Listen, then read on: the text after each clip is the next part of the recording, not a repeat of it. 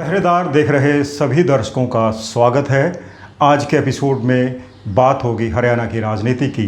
क्यों भारतीय जनता पार्टी के नेता अपनी सरकार होते हुए भी एक दूसरे से खफा चल रहे हैं। बात करेंगे हरियाणा के वरिष्ठतम कैबिनेट मंत्री अनिल विज की कि उनकी और मुख्यमंत्री नायब सिंह सैनी की अनबन किस बात को लेकर है। हरियाणा में अनिल विज आखिर गम के गीत क्यों गा रहे हैं। आज के वीडियो में पूरी राजनीति पर चर्चा करेंगे और वीडियो के शुरुआत में आइए बात करते हैं अनिल विज की।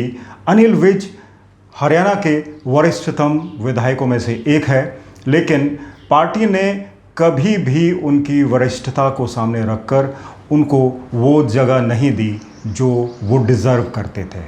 पहली बार सरकार बनी तो मनोहर लाल खट्टर को मुख्यमंत्री बना दिया गया। दूसरी बार फिर सरकार बनी तो नायब सिंह सैनी को मुख्यमंत्री बना दिया गया।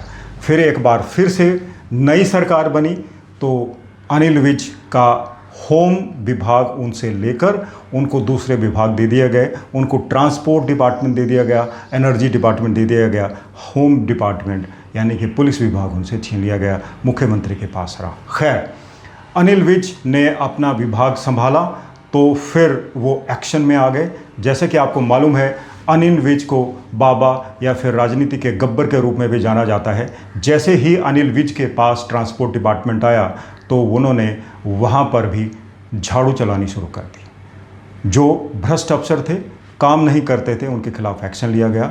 अनिल विज की खासियत ये है कि वो तुरंत निर्णय लेते हैं और कोई भी कोताही बर्दाश्त नहीं करते।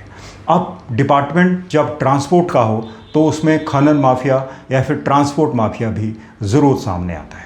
अनिल विज आजकल एक अभियान छेड़े हुए हैं ओवरलोडेड गाड़ियों के खिलाफ, चाहे वो बसें हों या फिर हों ट्रक, जिनके भीतर तरह तरह की सामग्री लाई जा रही है। खैर, अनिल विज को अब ट्रांसपोर्ट और खनन माफिया की नाराज़गी झेलनी पड़ रही है।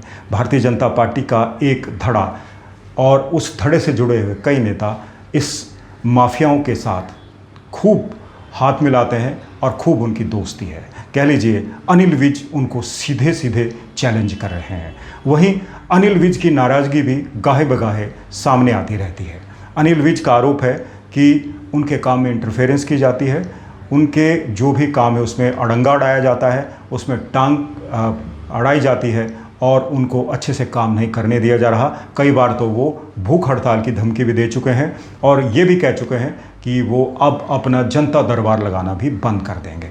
आपको मालूम होना चाहिए, अनिल विज हरियाणा के एकमात्र राजनीतिज्ञ हैं जो पिछले कई सालों से लगातार अपने घर में और अपने शहर में जनता दरबार लगाते हैं। और इस दरबार में सिर्फ अम्बाला के ही लोग नहीं आते, पूरे प्रदेश भर के लोग अपनी फरियाद लेकर आते हैं और अनिल विज वही मौके पर ही उन सभी जो शिकायतें हैं उनका निपटारा कर देते हैं। और कई बार तो उनके जो फैसले हैं वो चर्चा का विषय भी बने हैं।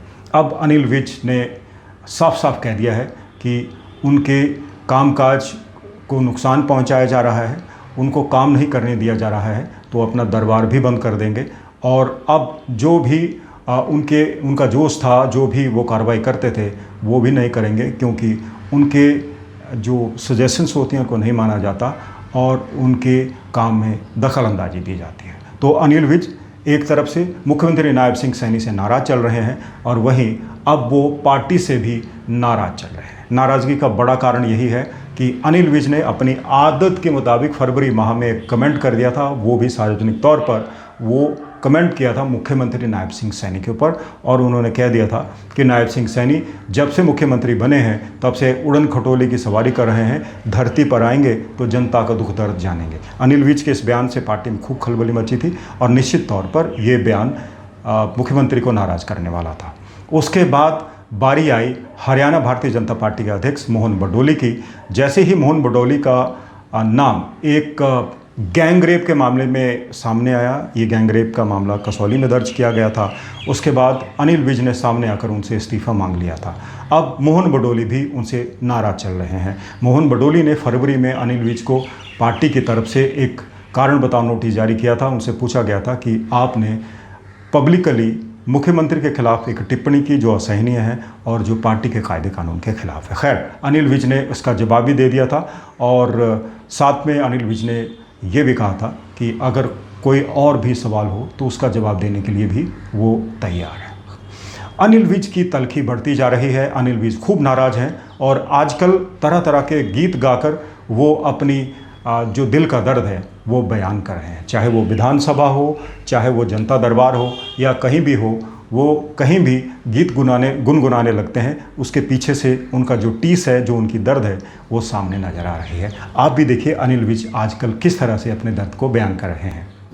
क्या मिले ऐसे लोगों को जिनकी फितरत छुपी रहे, नकली चेहरा सामने आए, असली सूरत छुपी रहे।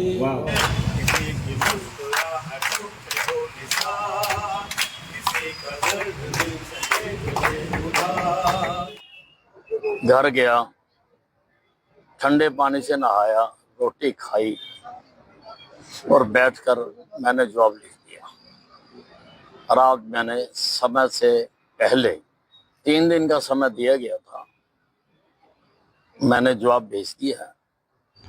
दोस्तों, अनिल विज एक मस्त मौला राजनीतिज्ञ हैं और वो इतना बड़ा मादा रखते हैं कि अगर उनको पार्टी कोई टिकट ना भी दे तो भी वो चुनाव जीत सकते हैं। वो लगातार अंबाला से एक विधायक चुनते आ रहे हैं और जाने जाते हैं आपकी बेबाकी के लिए, अपनी मस्ती के लिए, अपने मस्त मौला जो उनका हरफन मौला स्टाइल है काम करने का, और वो सीधे सपाट लहजे में कुछ भी कह देते हैं, चाहे कोई भी हो।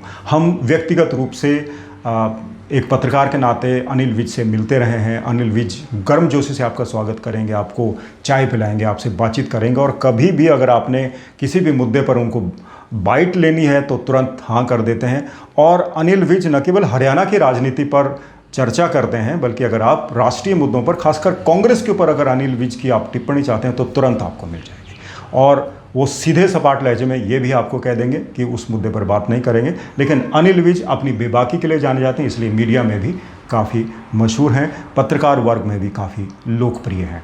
हमने अनिल विज को देखा कि अब कैसी सरकार के प्रति उनकी नाराज़गी बढ़ रही है। वहीं अब पार्टी हाईकमान ने भी अनिल विज को कह लीजिए मनाने की कोशिश कर दी है, उनकी नाराज़गियाँ दूर करने की कोशिश हो रही है।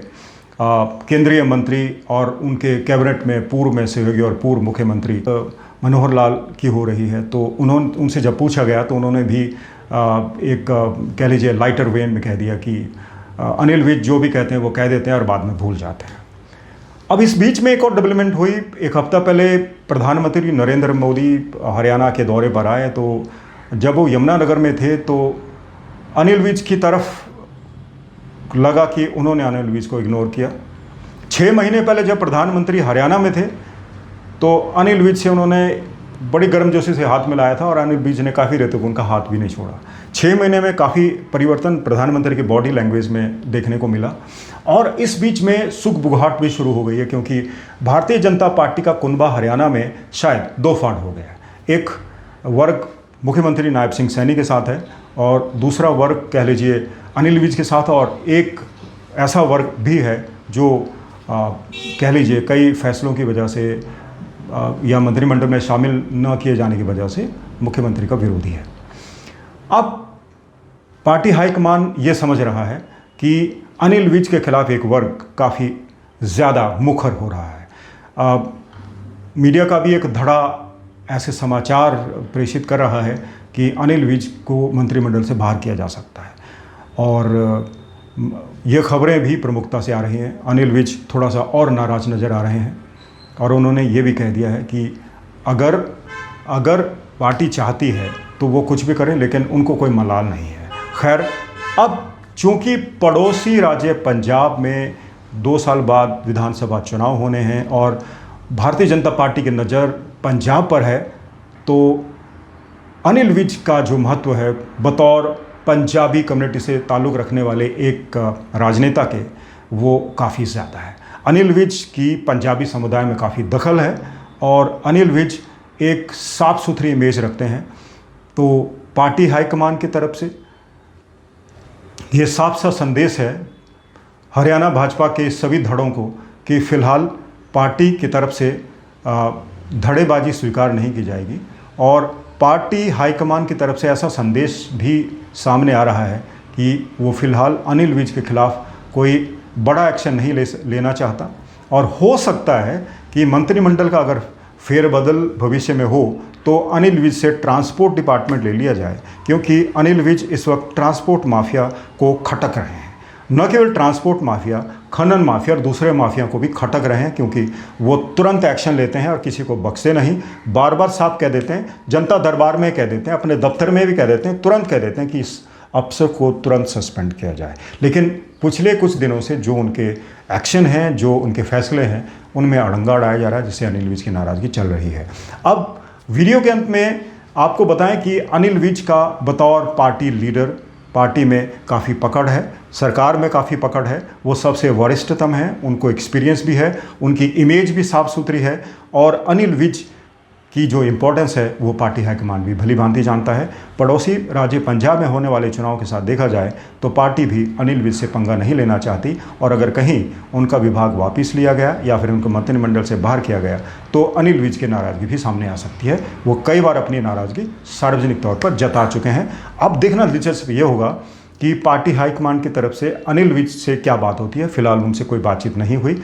उन्होंने जो पार्टी को जवाब दिया था नोटिस का, कारण बताओ नोटिस का, उसके आगे भी कोई फिलहाल डेवलपमेंट नहीं हुई है। लेकिन अनिल विज फिलहाल भारतीय जनता पार्टी के नेताओं के एक बड़े वर्ग के निशाने पर हैं। उनको मंत्रिमंडल से बाहर करने की कोशिशें तेज हो गई हैं, लेकिन अनिल विज का कद काफ़ी बड़ा है। देखना दिलचस्प होगा कि क्या भारतीय जनता पार्टी हाईकमान अनिल विज के खिलाफ कोई एक्शन लेती है या फिर उसे इग्नोर करती है। तो ये था आज का वीडियो, आज का एपिसोड। आपको कैसा लगा हमें ज़रूर बताइएगा, और अगर आपका कोई सुझाव है तो हमसे ज़रूर साझा कीजिएगा, और अगर चैनल आपको अच्छा लगे तो हमारे चैनल को सब्सक्राइब कर लीजिएगा। तो आज का वीडियो अब यहीं पर ख़त्म होता है। आप अपना बहुत ख्याल रखिएगा। नमस्कार।